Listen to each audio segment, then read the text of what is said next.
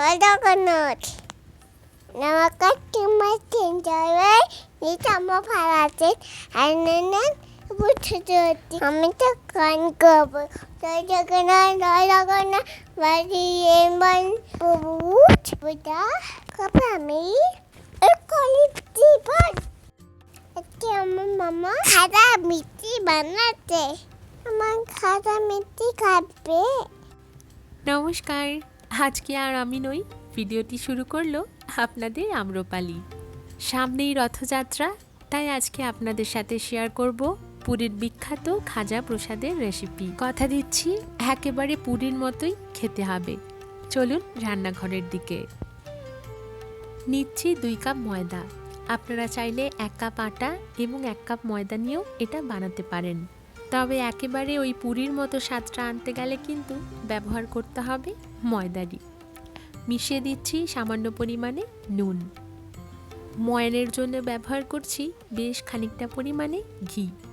আমি প্রথমে ভাবলাম এই 1 চামচ ঘিয়েই বোধহয় হয়ে যাবে, তারপরে দেখলাম না, আরও একটু ঘি প্রয়োজন আছে। আপনারা ঘিয়ের পরিমাণটা একটু বেশি নিয়েই এই ময়ানটা লাগাবেন। ঘিয়ের সাথে ময়দাটাকে খুব ভালো করে মেখে নিতে হবে বেশ খানিকটা সময় ধরে। আপনারা ততক্ষণ অবধি মাখতে থাকবেন যতক্ষণ না দেখবেন এরকম শক্ত করে মুঠো করে ধরলে ময়দাটা আকার নিয়ে নিচ্ছে। আবার যখন একটু চাপ দিচ্ছেন তখন আবার এভাবে গুঁড়ো গুঁড়ো হয়ে পড়ে যাচ্ছে, তখন বুঝবেন ময়ান লাগানো খুব ভালো করে হয়ে গিয়েছে। জল দিয়ে এবারে ময়দাটাকে মাখতে শুরু করব। সামান্য পরিমাণে জল নেব আর ময়দার সাথে মেশাতে শুরু করব। হাতের আমার ডুরিটা বেজায় সমস্যা করছিল, তাই ডান হাত থেকে খুলে ভরে নিলাম বাঁ হাতে। ময়দাটাকে মাখবো আমরা একটু শক্ত করে।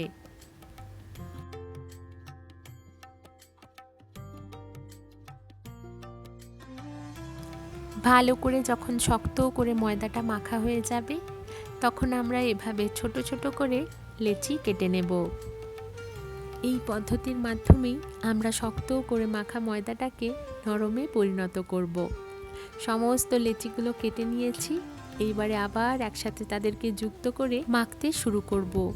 এভাবেই আপনাদেরকে কিছু সময় ধরে মাখতে হবে, তারপরে আবার লেচি কেটে আবার এভাবে একসাথে জুড়ে মাখতে হবে। এই লেচি কাটার প্রসেসটা 5 থেকে 6 বার করবেন, দেখবেন আপনার ময়দা ধীরে ধীরে বেশ নরমে পরিণত হবে। আমি এই পুঙ্খানুপুঙ্খ রেসিপিটি পেয়েছি লাভলির মায়ের কাছ থেকে। ওরা আগে আমাদের কোয়ার্টারে থাকতো, তবে এখন চলে গিয়েছে আসামে। গতকাল ফোন করে দিদির কাছে এই রেসিপিটি জেনেছি। ওনারা উড়িষ্যার মানুষ। দিদির কাছে প্রত্যেকটা ধাপ ভালো করে বুঝে নিয়ে আপনাদের সামনে আজ উপস্থাপনা করছি। ময়দাটা নরম করে মাখা হয়ে গিয়েছে। এইবারে একটা ভেজা কাপড় দিয়ে ঢেকে রেখে দেব আধা ঘন্টার জন্য। ততক্ষণে আমি বাকি কিছু কাজ করব। একটি ছোট থালা নিলাম, এর মধ্যে 1 চামচ ভর্তি করে নিয়ে নিচ্ছি ঘি। দিদি বললেন এই ছোট থালার স্টেপটা ফলো করলে একদম পারফেক্ট খাজা তৈরি হতে বাধ্য। এইবারে আমরা এই ঘিটাকে 10 মিনিটের জন্য এইভাবে চামচ হোক বা হাত দিয়ে হোক ভালো করে ফেটিয়ে নেব। 10 মিনিট ধরে ফেটাতে থাকলে এই ঘিয়ের রং হয়ে যাবে সাদা, আর তার সাথে মনে হবে ঘিটা অনেকটা হালকা হয়ে গিয়েছে আর পরিমাণেও অনেকটা বেড়ে গিয়েছে। এরপরে আমরা মিশিয়ে দেব সামান্য অল্প পরিমাণে বেকিং সোডা বা বেকিং পাউডার। বেকিং সোডাটা দিলেই ভালো, না থাকলে আপনারা বেকিং পাউডারও ব্যবহার করতে পারেন। এরপর আবারও ভালো করে মিশিয়ে নেব। আর যেই পরিমাণে ঘি নিয়েছিলাম সেই পরিমাণেই নেব ময়দা, মানে 1 চামচ ঘি নিয়েছি আর 1 চামচও নিচ্ছি ময়দা। এরপরে ময়দাটা ভালো করে মিশিয়ে নেব ঘি আর বেকিং সোডার সাথে। এই মিশ্রণটি এখন ঢেকে রেখে দেব।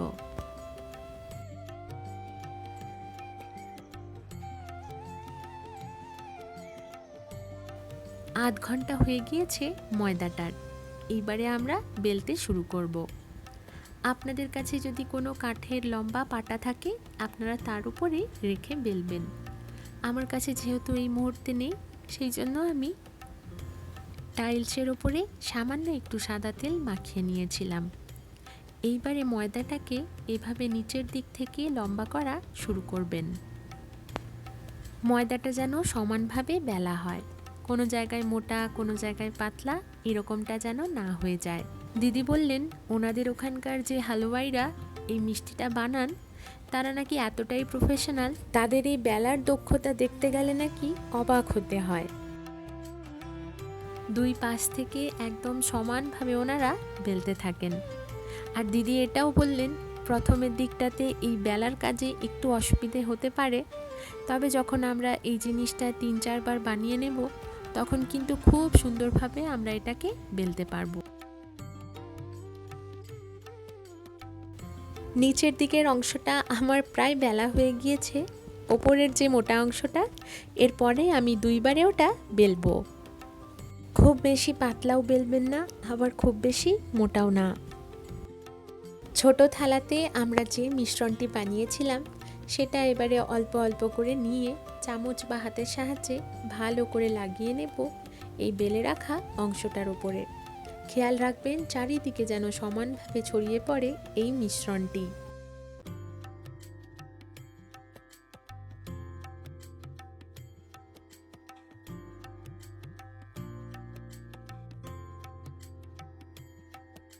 এবারে আমরা যতদূর অবধি বেলেছিলাম ততদূর অবধি রোল করে নেব। টাইলসের উপরে তেল না লাগালে কিন্তু রোলটা ভালো করে হবে না।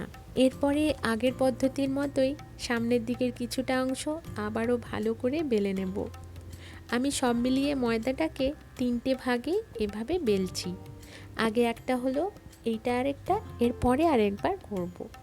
আর যখনই ভালো করে বেলা হয়ে যাবে তখনই আমরা লাগিয়ে দেব ছোট থালার মিশ্রণটি। আর আপনাদেরকে যেটি বললাম কারিগরদের দক্ষতা এখানেই, তারা এই 2 দিকটা খুব সমানভাবে বেলতে পারেন। কিন্তু এই যে দেখুন আমারটা খুব ভালো করে বেলা হয়নি, কোনো দিকটা একটু বেড়ে গেছে, কোনো জায়গাটা একটুখানি ছোট হয়ে গিয়েছে। আপনারা চেষ্টা করবেন সব দিকটা সমান করে বেলতে। আর যদি এইবারে না ভালো হয় কি আছে তাতে, পরের বারে নিশ্চয়ই ভালো হবে। আর এইদিকে আমার মিঠাই চলে এসেছে আমাকে সাহায্য করার জন্য। ও আমার সমস্ত ছোট বড় কাজের সাথী। আমাকে হেল্প করতে আসলে আমার একটু কাজ বেড়ে যায় বটে, সাথে ওরও বাড়ে নতুন কাজ করার আগ্রহ, নতুন কিছু জানা আর শেখার ইচ্ছে। রোলটা আমার পুরো করা হয়ে গিয়েছে। এইবারে একখানা ভেজা কাপড় দিয়ে এই রোলটাকে ঢেকে রেখে দেব আধা ঘন্টার জন্য। ততক্ষণে আমি বানিয়ে নিই একখানা চিনির শিরা। 1 কাপ চিনির মধ্যে আধা কাপ দিয়েছি জল, তাতে দিয়ে দিয়েছি 2টো এলাচ। আপনাদের কাছে কেশর থাকলে কেশরও মেশাতে পারেন। এরপরে ভালো করে যখন চিনির রসটা ফুটতে শুরু করবে তখন এর মধ্যে দিয়ে দিয়েছি 2-3 ফোঁটা লেবুর রস। লেবুর রস দিলে চিনির রস ঠান্ডা হওয়ার পরেও জমে যাবে না। এইবারে রসটাকে ঠান্ডা হতে দিচ্ছি।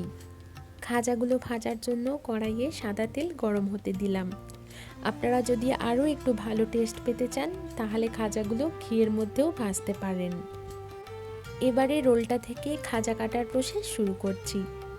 আপনারা চাইলে এই 2 দিকের যে এবড়ো খেবড়ো সাইড দুটো রয়েছে সেগুলো কেটে ফেলে দিতে পারেন। ওগুলো খেতে খাজার মতো হলেও দেখতে একটু আলাদা রকমের হয়ে যাবে। আমি ফেলিনি, কষ্ট করে বানানো জিনিস মায়া লাগলো বড় ফেলতে। একটা থালার মধ্যে সমস্ত খাজাগুলোকে তুলে নেব।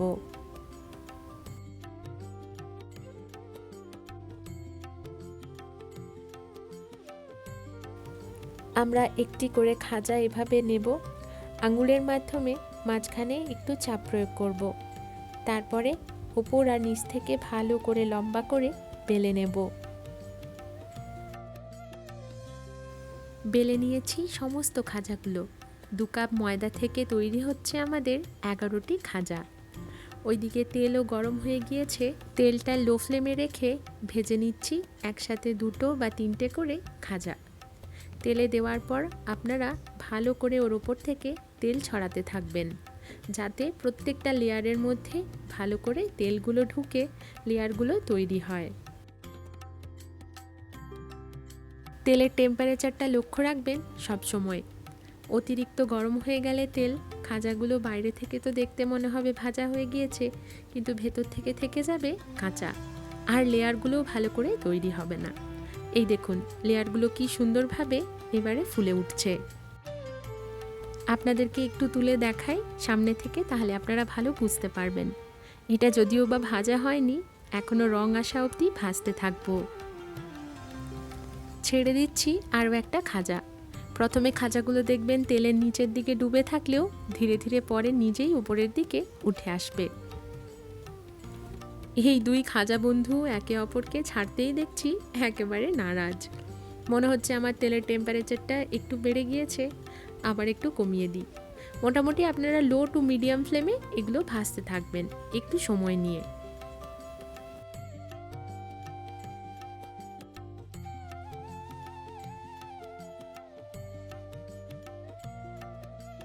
খাজাগুলোতে রং চলে এসেছে, এবারে তুলে একটা স্টেনারের মধ্যে রেখে দেব।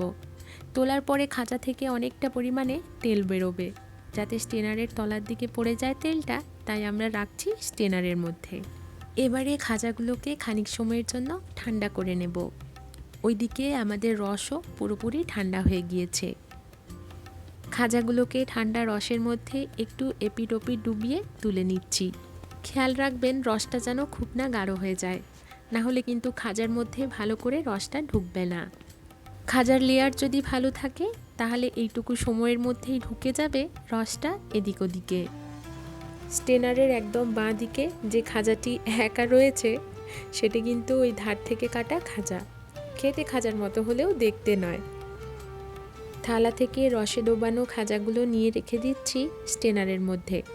কিছুটা রস অল্প অল্প করে গড়াচ্ছে এই খাজা থেকে। থালার মধ্যে বেশিক্ষণ রাখলে নিচের দিকটা নরম হয়ে যেতে পারে খাজাগুলো, তাই এভাবে স্টেনারের ওপরে রেখে দিচ্ছি।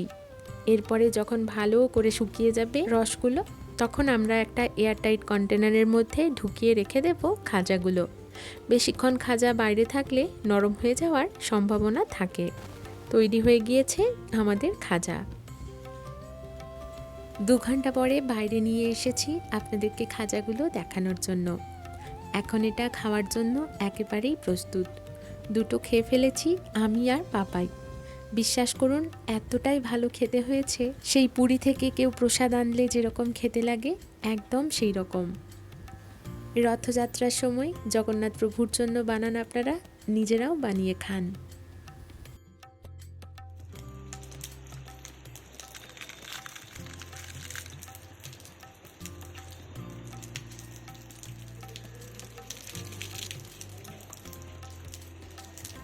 কয়েকটা খাজার একদম ভেতরের লেয়ারগুলোতে দেখছি রসটা ঢোকেনি। দিদিকে ফোন করে জিজ্ঞাসা করলাম, দিদি এমন হওয়ার কারণটা কি? দিদি বললেন, তোমার রসটা একটু বেশি গাঢ় হয়ে গিয়েছিল, আরও একটু পাতলা করতে হতো। এই ভুলটি থেকে শিক্ষা নিয়ে রসটা একটু পাতলা করে বানিয়ে দেখবেন। আশা করি একদম পারফেক্ট হবে আপনাদের খাজা। মিঠাইয়ের বড় ভালো লেগেছে এই খাজা মিষ্টি। সে নিজে খেতে খেতে শেয়ার করলো আমার সাথে আর আপনাদের সাথেও। কেমন হয়েছে বাবা? খুব ভালো। জগন্নাথ কি এটা পেয়ে অনেক খুশি হবে? খুব খুশি হবে। এতটাই ভালো লেগেছে মিঠাইয়ের যে খেতে ব্যস্ত, কথা বলার সময় নেই। আসলাম আজ। সবাই ভালো থাকুন, সুস্থ থাকুন, আর সবাইকে অনেকটা ভালো রাখুন। খুব তাড়াতাড়ি ফিরে আসবো আবার। জয় জগন্নাথ।